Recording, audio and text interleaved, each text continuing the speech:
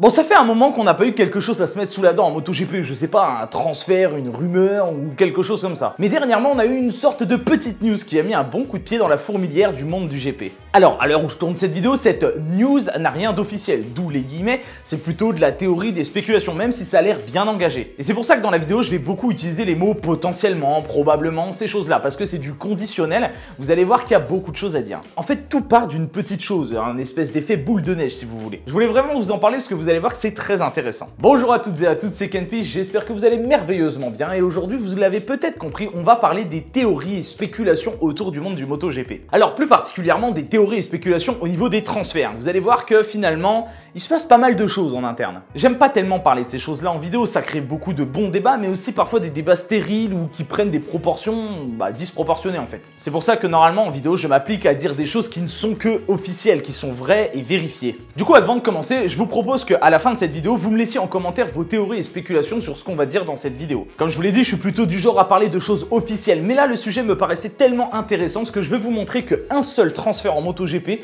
pourrait déclencher un retournement complet au niveau des teams. Bon, encore une fois, avant que la vidéo commence, je tiens à vous préciser que tout cela n'a rien d'officiel, hein. Ce n'est que ma théorie, mes spéculations, des sortes de rumeurs un petit peu.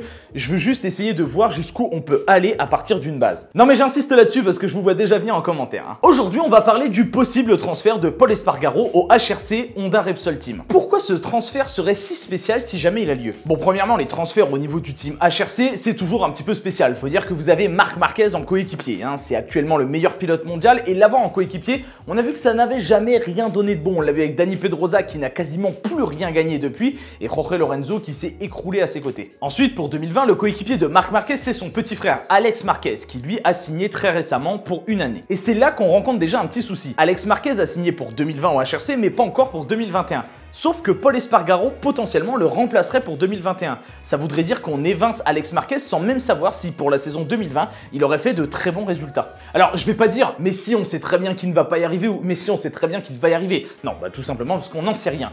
Une chose est sûre, on l'a remplacé sans même savoir de quoi il était réellement capable. Donc dans cet univers pour le moment parallèle, la seule chose qu'on pourra assurer c'est que Pol Espargaro remplace Alex Marquez, point final. Mais en fait, ça se corse plus que ça. Marc Marquez a prolongé son contrat chez Honda Repsol de 4 ans.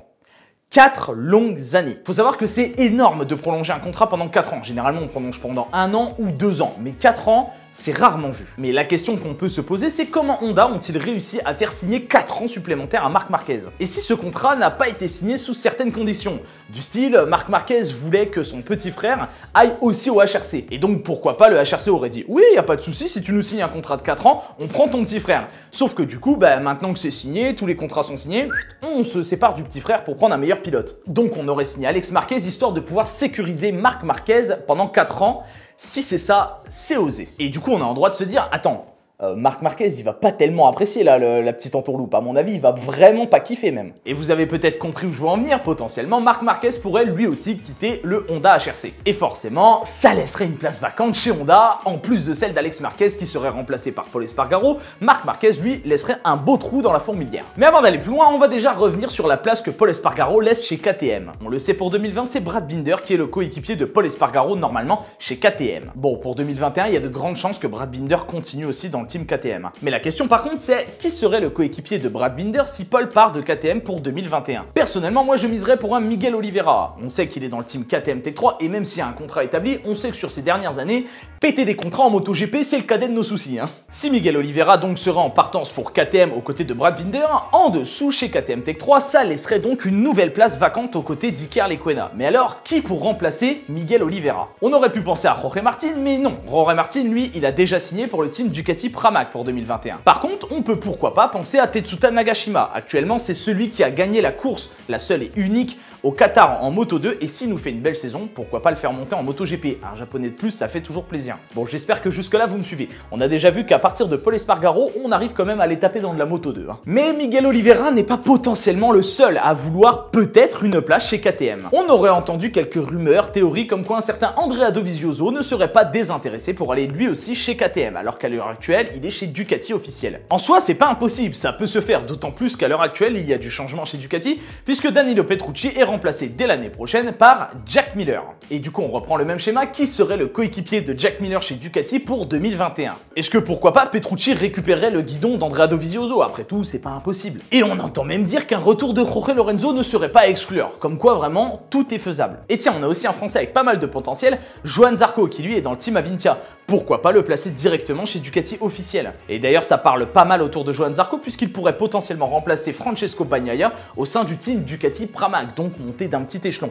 On sait que chez Pramac, on n'est pas très satisfait des résultats de Bagnaia, honnêtement. Oui, c'est sûr, ça fait beaucoup d'informations tout ça, je vous propose de revenir un petit coup sur les frères Marquez. Concernant Marc, soit il resterait au HRC, soit il partirait. Jusque-là, on est d'accord. Mais pour aller où? En fait, il y a de la place un peu partout.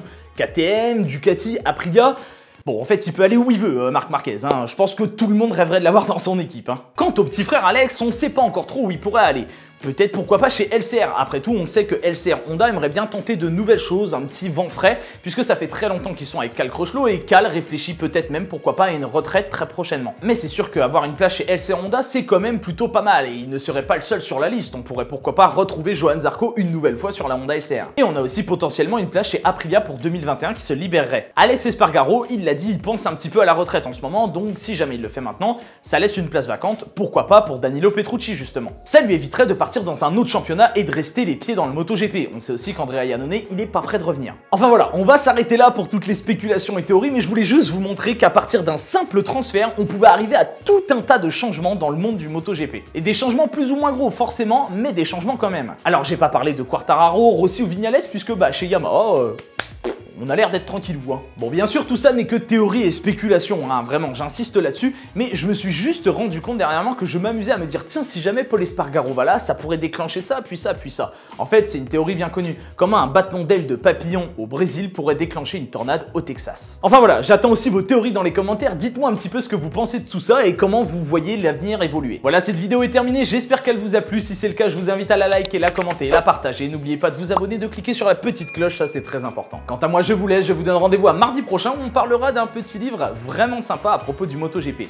D'ici là, portez-vous bien, je vous souhaite à tous une très bonne journée, V à tous.